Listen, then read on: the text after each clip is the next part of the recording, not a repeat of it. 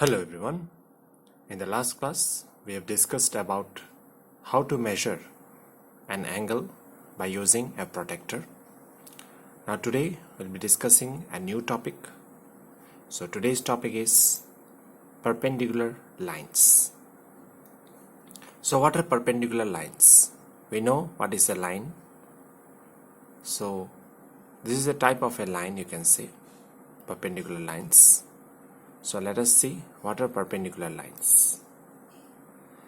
Say you are given these lines AB and CD.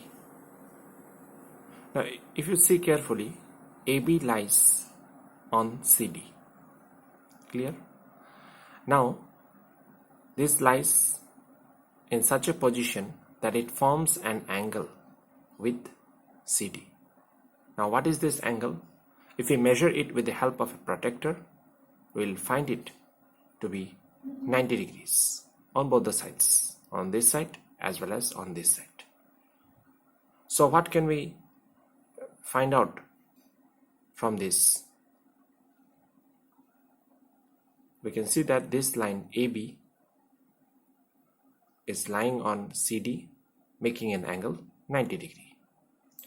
So when two lines intersect means they meet at a point, and the angle between them is a right angle, that is 90 degree, then the lines are said to be perpendicular. If a line AB is perpendicular to CD, we write AB perpendicular to CD. So this is the symbol you can see. So here also you can see AB is perpendicular on CD because it is intersecting at the point B, as well as it is making an angle 90 degree. So the criteria is fulfilled for perpendicular lines. So what are those criteria? It has to intersect the other line, as well as it should intersect in such a way that the angle formed by both these lines, or the angle formed in between those lines, should be equal to 90 degree. So from there we get the definition of perpendicular lines.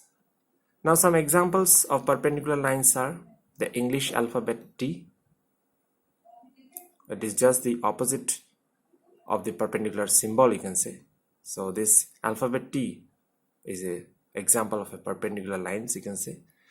Also the edges of a postcard, in a postcard or even a book also, the edges, the corners, that means, or the sides of the book, you can say, those are perpendicular to each other. Now there is another interesting fact on perpendicular lines, that is, if a line intersects another line such that they are perpendicular in nature, as well as it intersects at the midpoint of the other line, then the line is called a perpendicular bisector. Say for example here AB is perpendicular on CD. You can see line AB is perpendicular on CD. But CD has intersected AB at such a point that this point is the midpoint of AB. Then in such a case, this line CD will not only be called as a perpendicular, but it will be given a special name, that is perpendicular bisector. Why the name bisector? Because it bisects. And the main function of the bisector is to divide the other line into equal parts. So here you can see CD has just crossed or intersected AB at such a point such that this line AB has been divided into two equal halves. So you can say that CD is a perpendicular bisector on AB. Clear? Now moving on to our next topic of the day, that is classification of triangles. Now we all know what are triangles.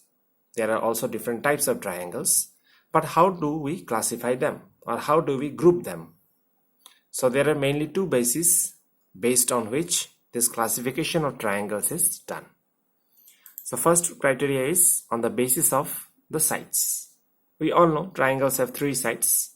So based on those lengths of those sides, we can classify them. So first type is the scalene triangle. A triangle having three unequal sides is called a scalene triangle. So when a triangle's three sides are not equal, all the three sides are not equal, they are unequal. That means they have different lengths. All the three sides have three different lengths. Then in such a case, you can see here, in such a case, the triangle is called a scalene triangle. Now here it is marked as like this, 1 dash and 2 dash and here 3 dash. It denotes that these three lines, or these three sides, you can say, not lines, these three sides, AB, AC and BC, all are having different lengths. So since they all have different lengths, they are unequal, and since they are unequal, this triangle formed by these three unequal sides will be called as a scalene triangle. Now next is isosceles triangle. A triangle having two sides equal is called an isosceles triangle. So here you can see in triangle ABC, the sides AB and AC are of equal lengths. So that's why the other side may not be equal, but if any two sides, you can say, are equal lengths or equal measurement, then such a triangle which is formed is called a isosceles triangle. Now third type is equilateral triangle. Now in this case, all the three sides, you can see here, all the three sides AB, BC, CA, all the three sides are equal. They have the equal measurement. Whichever side you take, all will have the equal length, equal measurement. So in such a case, the triangle which is formed by those three sides will be called as an equilateral triangle.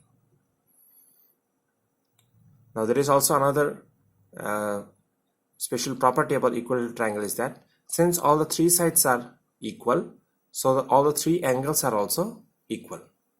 And that will be equal to what? It will be 60 degree. Because as we know, the angle sum property of a triangle denotes that when we add all the three angles, it should be equal to 180 degree. Now since all the three angles are equal, so that means all the three angles will be 60 degree each. Clear? Now moving on to the next criteria of classification, that is on the basis of angles. Now we will discuss on the basis of angles how do we differentiate the different types of triangles. The first one is acute angle triangle. Now, a triangle where all the three angles measurement is less than 90 degree, not the sum, right?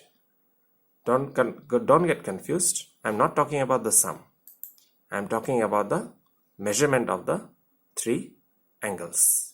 Here you can see angle A is 50 degree, which is less than 90 degree. Angle B is 74 degree, which is also less than 90 degree. And angle C is 56 degree, which is also less than 90 degree. In such a case, where all the three angles are having a measurement which is less than 90 degree, then such a triangle which is formed is called an acute angled triangle. Clear? Now next is right angle triangle. Here, one of the angle would be equal to 90 degree. This is compulsory. This is must. So here you can see in this triangle ABC, one of the angle, that is angle A, here is 90 degree. We don't care about the other two angles, but one angle, if it is 90 degree, then in such a case, that triangle which is formed is a right angle triangle. Clear? Now moving on to the third type of a triangle is the obtuse angle triangle. What if one of the angle is greater than 90 degree? Then in such a case, the triangle which is formed is called an obtuse angle triangle. You can see for yourself, here in this triangle ABC, one of the angle, you can see here, angle A is 110 degree. So this is obviously greater than 90 degree. So whenever if any of the angle is greater than 90 degree, we are not concerned about the other two angles, but if one of the angle is greater than 90 degree, then that triangle is called an obtuse angle triangle. So I hope you all have understood today's class. These are the different types of triangles which you can classify depending on their sides or depending on their angles.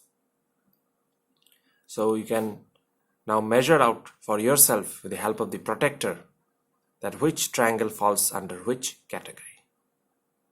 So that's it for today then. Thank you and have a nice day.